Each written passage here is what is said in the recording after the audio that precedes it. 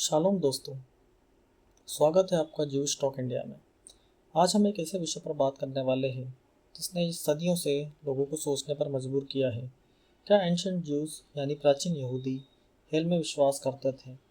क्या old testament में वही नरक मिलता है जिसकी कल्पना आज बहुत से लोग करते हैं? क्या जूडिज्म सदा जलने वाली आग की सजा सिखाता है, या फिर जूडिज्म का आफ्टर लाइफ कॉन्सेप्ट कुछ अलग ही है? आज की इस वीडियो में हम तोरा, टनाक और एंशिएंट जूविश बिलीफ की मदद से इस रहस्य को समझने की कोशिश करें। तो वीडियो को अंत तक जरूर देखिए। हेल शब्द ओल्ड टेस्टामेंट में कहाँ है? सबसे पहले एक बहुत महत्वपूर्ण बात समझिए। ओल्ड टेस्टामेंट के ओरिजिनल हिब्रू में हेल शब्द नहीं मिलता। जी हाँ, फिर हेल की कल्पना आज बहुत लोग करते हैं। वह शब्द हिब्रू में नहीं है।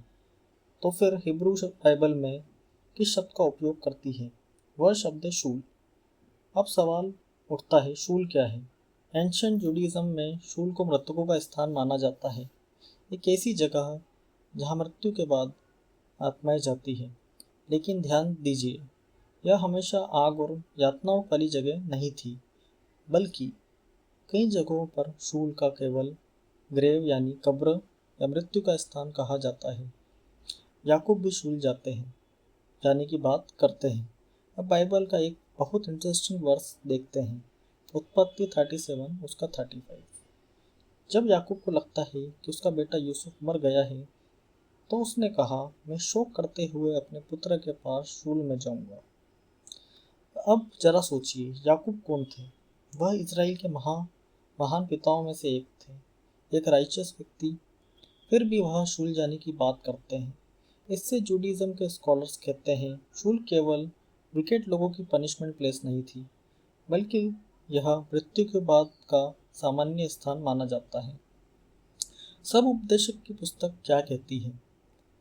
अब एक और महत्वपूर्ण वर्ष देखते हैं। सब उपदेशक 9:10। जो कुछ तुझे करने को मिले उसे अपनी पूरी शक्ति से कर, क्योंकि अधोलोक यानी शूल में जहाँ तू जाने वाला है, वहाँ ना कोई काम है, ना योजना, न ज्ञान और न बुद्धि। ध्यान दीजिए, यह शूल को कैसे डिस्क्राइब करता है। एक शांत स्थान, एक अंधकारमय जगह, एक गतिविधि रहित जगह। यह इटर्नल फाइल का वर्णन नहीं है, यातना का वर्णन नहीं है, बल्कि मृत्यु की शांति जैसी तस्वीरें दिखाई गई है। कई ज्यूश स्कॉलर कहते हैं कि शुरुआती हिब्रू बाइबल में फोकस इन जीवन पर था।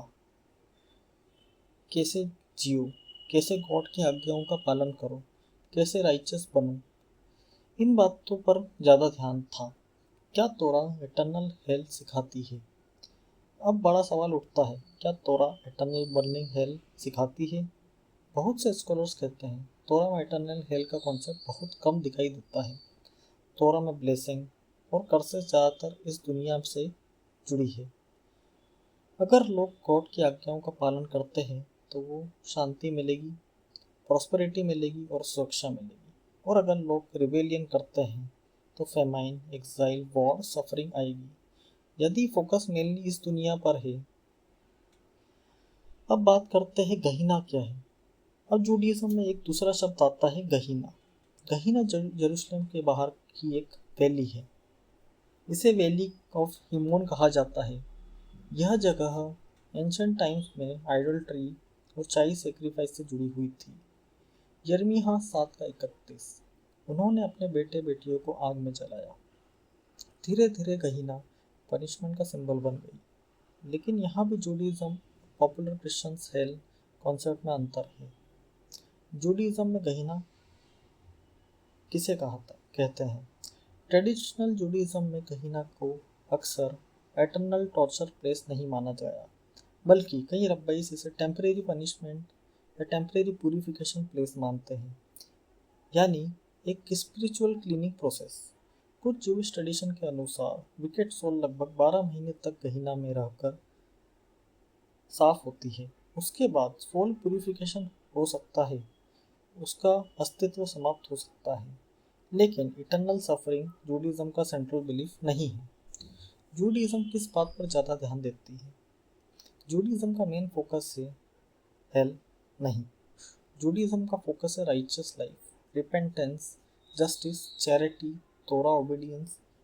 एक फेमस जूइश फ्रेज है तिकुम ओलाम, यानी दुनिया को बेहतर बनाना।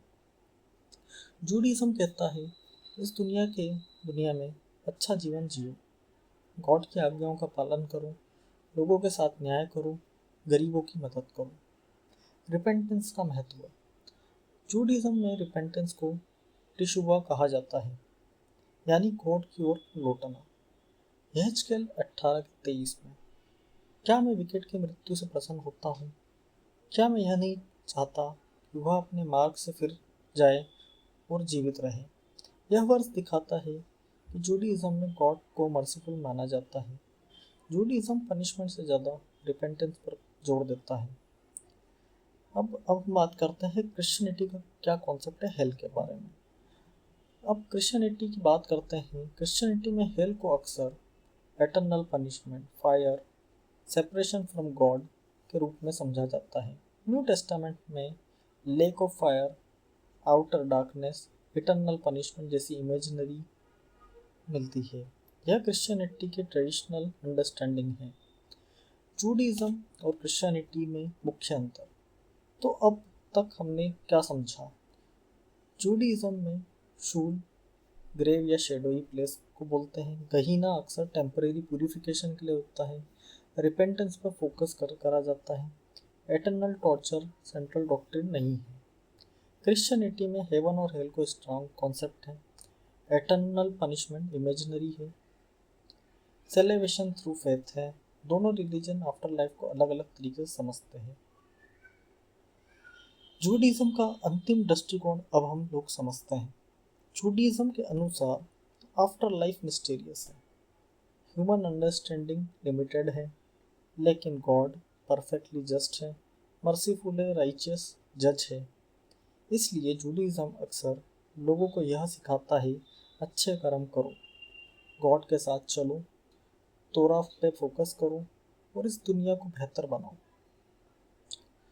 तो आज हमने समझा ओल्ड टेस्टामेंट में मुख्य शब्द शूल है। शूल हमेशा फायरी हेल प्लेस नहीं है।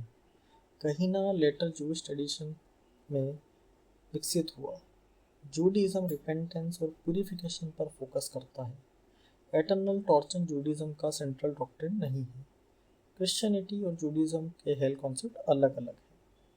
तो दोस्तों, अगर आपको लगता है क्या ancient Judaism ancient eternal hello सिखाता है या आफ्टर लाइफ को अलग तरीके से समझाता है, कमेंट में ज़रूर बताइए। अगर आपको तोरा, तनाक, जूडिज्म और हिब्रू बाइबल के ऐसे ही डीप टॉपिक पसंद है तो जीविश टॉक इंडिया को सब्सक्राइब करें, लाइक करें, शेयर करें और बेल आइकन दबाना मत भूलिए। अगली वीडियो में हम चर्चा करेंगे जूडिज्म में शैतान कौन है। शालोम।